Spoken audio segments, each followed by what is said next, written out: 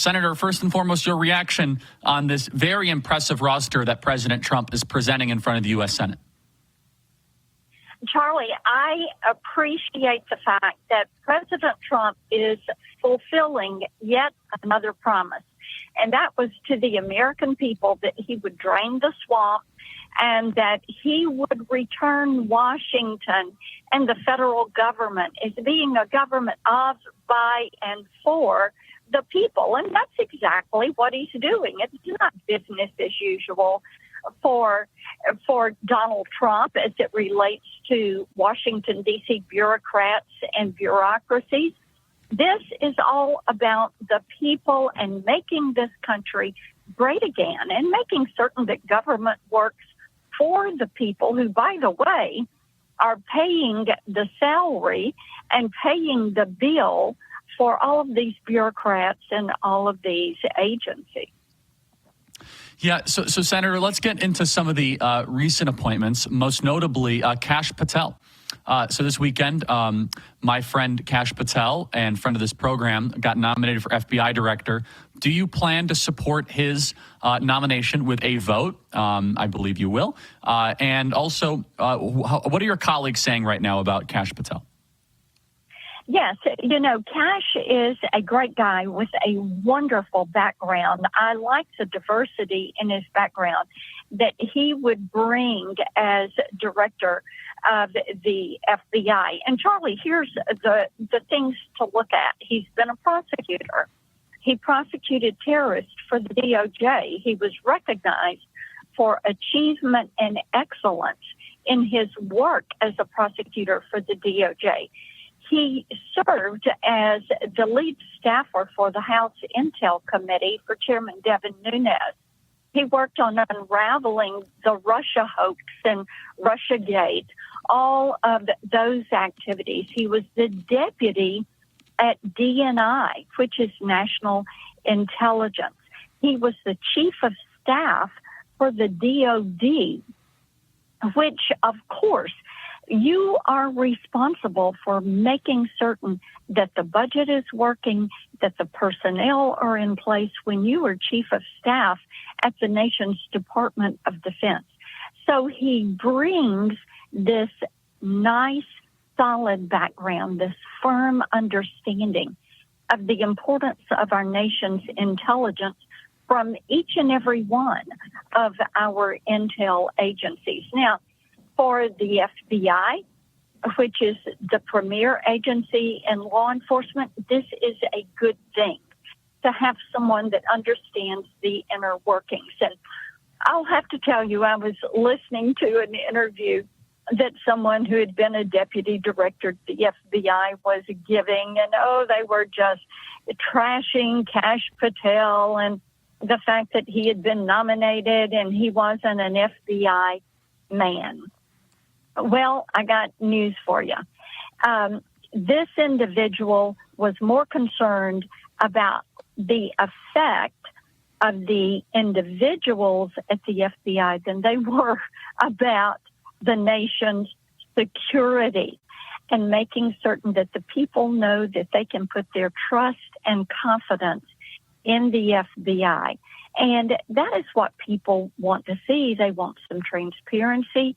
They don't need to know every little detail, but they're saying to the FBI, to the Department of Justice, to the Secret Service, to the IRS, we want to trust that what you tell us is accurate and correct.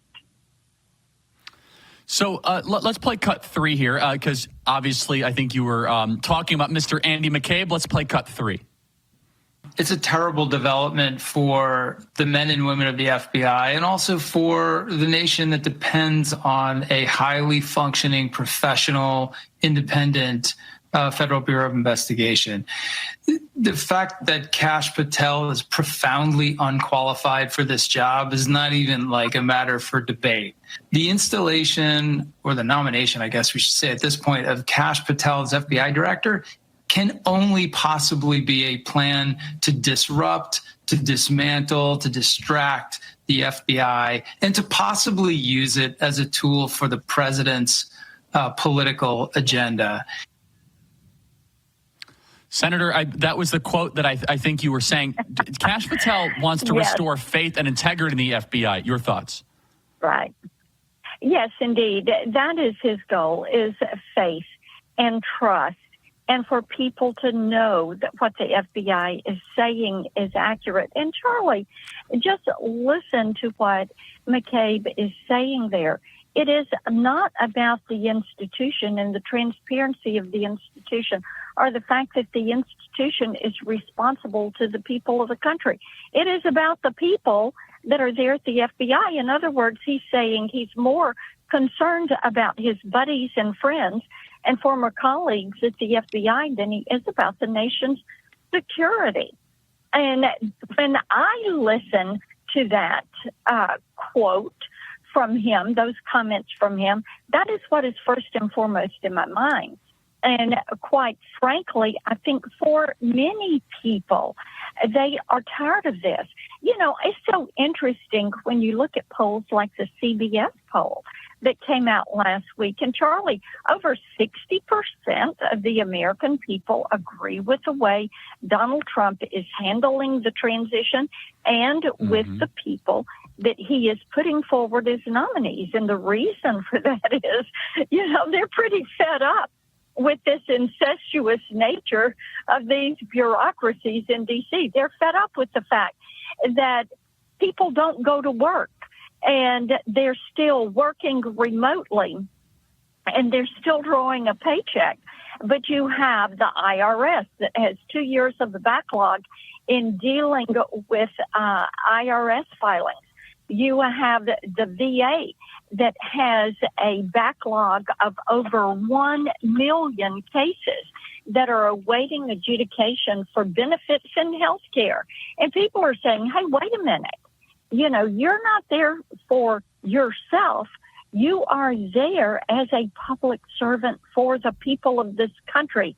And you should be there to help people, not to thwart or slow down the process, not to hide information, not to say, well, my opinion is this, therefore I'm going to do it this way, regardless of what the law or the facts say. People are tired of that.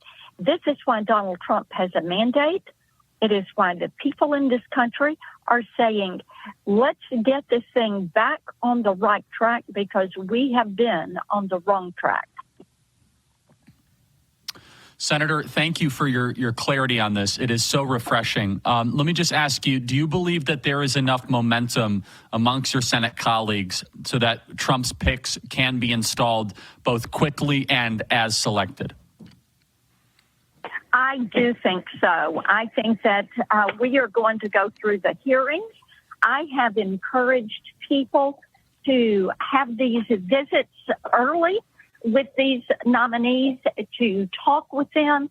And then January 3rd, when we hand the gavel to Republicans, we should move expeditiously to begin these hearings. So on January 20th, we are confirming individuals. And Charlie, I'll tell you this, on inaugural day, we need to stay there and work and confirm the president's cabinet. I don't care if we work all night. We need to stay in session until we get these confirmations done. The nation has spoken. They are ready for some change and they're ready for positive action.